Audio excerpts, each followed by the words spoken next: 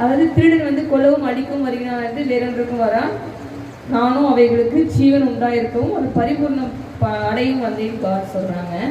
அப்போ அந்த ஜீவன் உடைய நம்ம செத்த மாதிரியே இருக்கிறோமா, இல்ல ஜீவனை உடையவர்களாகவே இருக்கிறோமா?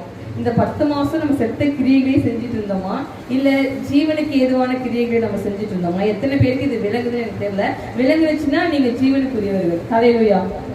ஏன்னா நம்ம எல்லாமே முடிவு போகுது. புதிய ஏற்பாட்டின் காலம் முடிய போகுது, கிருபையின் காலம் முடிய போகுது.